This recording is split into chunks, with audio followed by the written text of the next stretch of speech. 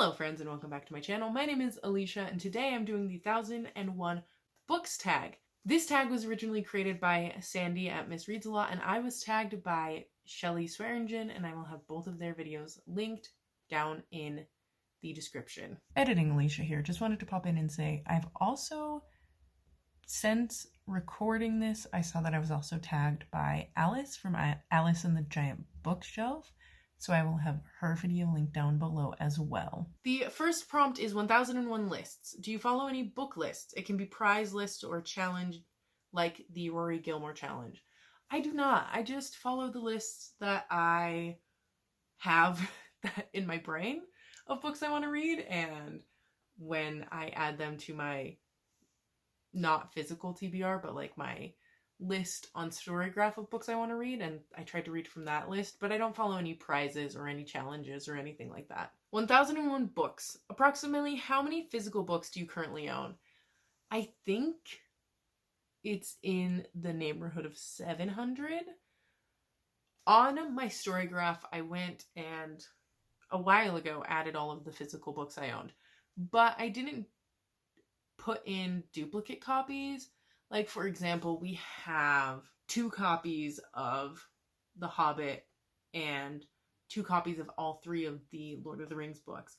But I only put in that we own the whole Lord of the Rings series and The Hobbit. I didn't put in both copies just because the nice copies that we owned, I don't think are on Storygraph anyway. And also I just wanted to see, it was less about getting an exact number and more about having something that I can reference if I'm out looking at books. I do have a pretty good memory of like knowing what I already own, but it is a nice to be able to reference to see, to double check that I don't already own something. I also have bought some books since I inputted into Storygraph, which the number on Storygraph was like 650 or something like that. And I've bought some books since then. I've also unhauled some books since then, but I bought some books since then, and because I didn't do duplicates, I'm thinking it's close to 700, but I'm not 100% sure. Honestly, like, counting every single book we own is a little bit of a challenge, just because there's so many. And I mean, like, anyone who has a lot of books, I feel like understands that challenge. And how many ebooks? I am going to say that I own 15 ebooks. I pulled that number kind of out of thin air. The thing is, my husband and I share a Kindle app, and there's some other people who also use it. So there's a ton of books on my Kindle app, but that's actually not where I go to read most often. There are some books on there that I want to read, but it's like there's like 4 books out of the books that everyone who uses it has added that I want to read on there. And then I have another app that connects with my local bookstore that I try to use when I want to read ebooks, and there's like 10 on there. So 14, 15 I think is where I'm sitting with ebooks I own. And then this is not in the prompt, but I was also thinking about audiobooks I own, which is also very, like, I feel like I listen to a fair amount of audiobooks, but I get a ton of them from the library. And I honestly own less than 10 audiobooks myself. I have a login for Audible that I don't technically own, so I don't count any of those as audiobooks I own, so it is really a small number on both of those. 1001 books read. Approximately how many books have you read in your lifetime? Do you keep track? So I did start keeping track in like 2019, but before that I didn't keep track of the books I read. I only started using Goodreads in 2019, and then I started using the Storygraph, I think in 2020, but 2021 is my first year of tracking all of my reading on it. So between Goodreads and Storygraph, I've tracked in the past 3-ish years, 2-ish years, I don't know. What is time? I've tracked 340-ish books. I've read a lot before that. I have no idea how to estimate how many books I've read in my lifetime, though, because I didn't keep track until I started using Goodreads in like 2019. I just didn't.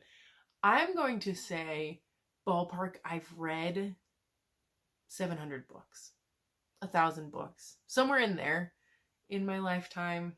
I don't know. This question is such an interesting question. I'm also kind of at a loss because I have only started tracking recently, and like my long-term memory is terrible. So I don't even know how I would go about guesstimating like how many books I read in high school. But I've always been a pretty avid reader. But I've also gone through periods of my life where I just didn't read for months on end. So I'm going to say 900. I'm going to give you an official number. 932. Why? Because it could be. And why not? 1001 Arabian Nights. Have you read any stories from the Arabian Nights? Do you have a favorite? If you haven't read it, do you want to? I've not read it, and honestly, I kind of don't want to. Not really that I don't want to, it's just that I don't really care to either. There's nothing that's really pulling me towards it, so yeah. 1001 Flavors. Do you have a favorite food or flavor? Tacos are my favorite food of all time. Easy. I love tacos. Followed closely by potatoes in any form. I will happily eat potatoes in any form they come in and be perfectly content with that.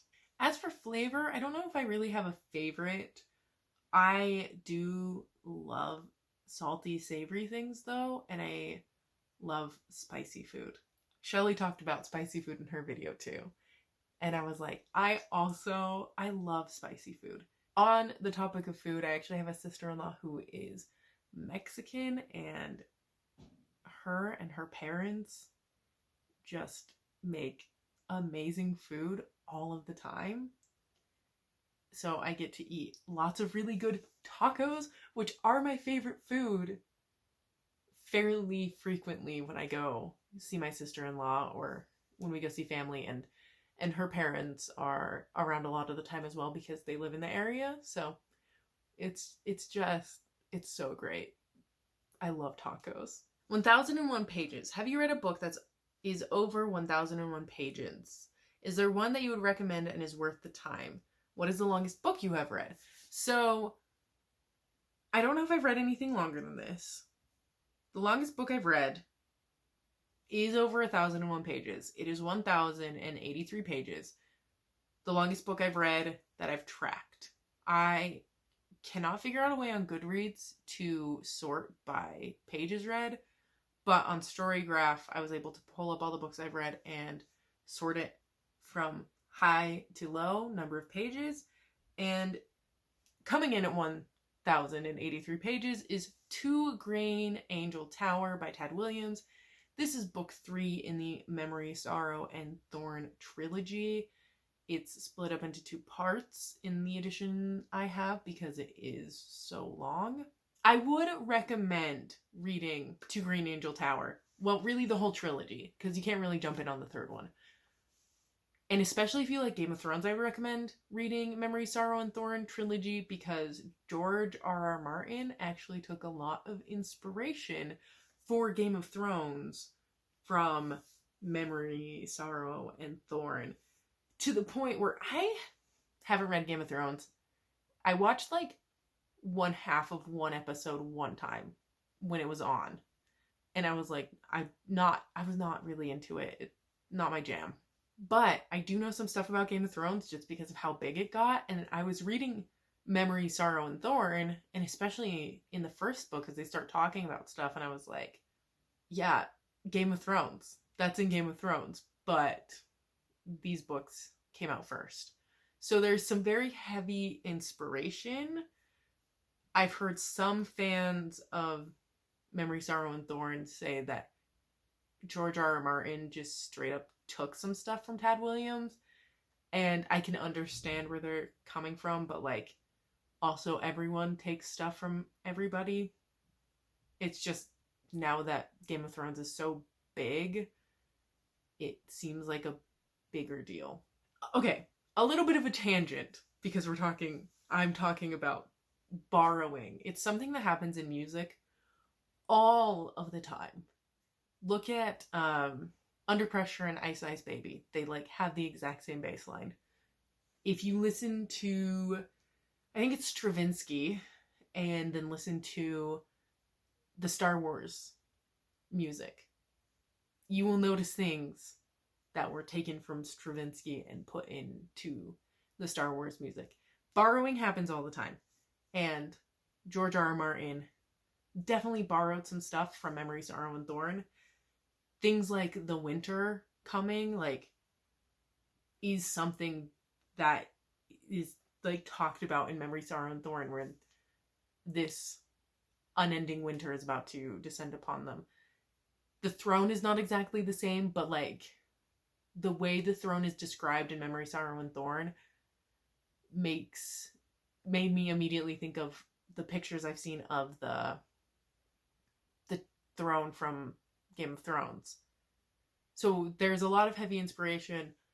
All of this long tangent to say, maybe check out Memory, Sorrow, and Thorn if you're into Game of Thrones. It is slow, but Tad Williams pulls off some really epic endings in his books, and like the build up to those endings takes a while, but is so good. 1001 buckets. Do you have a non-bookish bucket list? What is one thing on the list? I don't really have a bucket list.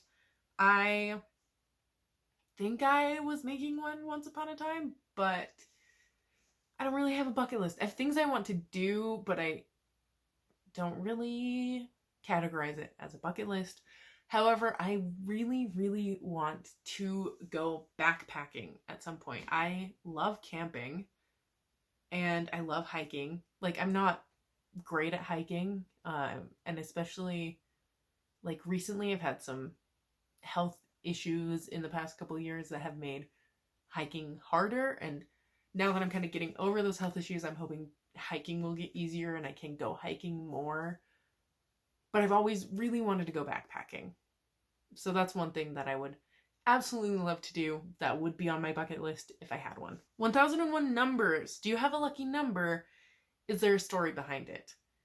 I have a few lucky numbers, I think. So I've always been, maybe lucky isn't the right word for how I would describe it. I've always been drawn to the numbers 12 and 14 and now 13 because of when my birthday is, December 14, 12, 14. And then also my husband and I got married on the 13th. Not of December. That would be wild. But we got married on Thursday the 13th of April. So 12, 13, and 14, they just feel different than other numbers. 1001 authors. Do you have a favorite author and or genre? Erin Morgenstern is my favorite author, and Becky Chambers is making her way up there. I feel like I can't say Becky Chambers is a favorite until I've read one more thing from her, or maybe reread something. I think that's how Erin Morgenstern became solidified as my favorite, is I started rereading her books, and I think that is what I need to do with Becky Chambers to really solidify her in like top position. And my favorite genre, I'm realizing, is sci-fi. I used to read a lot of fantasy, and I still read a lot of fantasy, and I still enjoy fantasy, but I'm realizing that even when a fantasy book is super well done, I'm not as connected to it as I am to sci-fi, so I'm trying to delve more into sci-fi and really explore that, because it is really turning out that most of my favorite books that I'm reading are sci-fi books. 1001 activities. Do you have a favorite outdoor activity? Camping. I love camping. I also just love being outside, even though I don't go outside enough. I really don't go outside enough. But I love like playing my guitar outside and just practicing. It's really fun. I love fires and roasting s'mores and roasting marshmallows and making s'mores. Honestly, just cooking over the fire. During the panorama, when it first started, my husband and I went down to my grandparents' house, my grandparents' old house. They both passed away. Their house was empty, so we went down there and we were both working from home. And they have a ton of land. And they have a fire pit. So we would just, as it was starting to become nicer weather and it was starting to get warmer, and we just go outside on random nights and just be like, okay, we're cooking on the fire tonight. And I just love that. I also love swimming in lakes. I find it more fun than swimming in pools. Like, swimming in pools is fine, and it's something I've grown to appreciate more, as like it's just hard to find a swimming lake around where I am. But swimming in lakes I just find more fun than swimming in pools. 10 + 1 friends. Tag some friends. I'm gonna try not to overlap tags with the people that Shelly tagged or the people that Sandy tagged. But if I do, I'm sorry, but you were tagged twice if I double tag. Editing Alicia again real quick before we get into the tags. I wanted to say that I have seen at least one person that I tagged has since I filmed this, I saw that they have done the tag and it's up. So I will try to link everyone who has done this, who I also tagged. I will try to link their videos in the description below. I'm going to tag Katrina Reads. I'm going to tag Michelle Lexi. I'm going to tag the Sassy Library Fox, V, because she just tagged me. I'm going to tag Elizabeth Choi. I'm going to tag Mason in the dark because I'm curious how many audiobooks you own. And lastly, I think I'm going to tag Rachel's Reading Nook. I don't know if that was the 10 + 1. I honestly did not keep track. I don't think it was. It didn't feel like enough names, but who's counting? Not me. And again, sorry if you got a double tag. These are just the people that came to mind when I was seeing who I should tag. Let me know down in the comments your answer to any of these questions. As I mentioned earlier, I will have both Sandy and Shelly's videos linked down in this description. Be sure to go check them out. They are both wonderful. Don't forget to like and subscribe if you want to, and I will see you in my next video. Bye!